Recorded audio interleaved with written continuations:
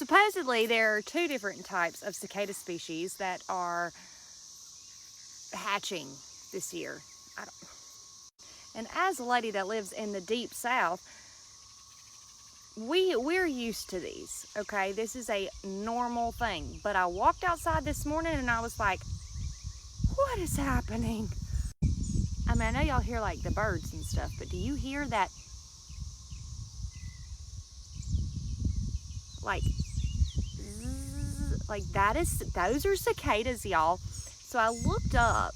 My husband wanted to know what frequencies cicadas, like what hertz they sing or vibrate at, right?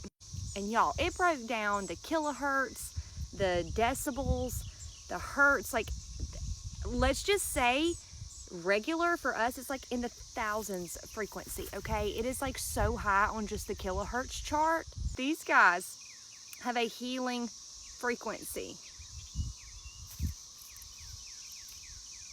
You hear that, right? So this year of all years, we're gonna have this new breed emerging and all these cicadas come out, right? This year. The year that, in my opinion, we need some healing. We need some healing, okay?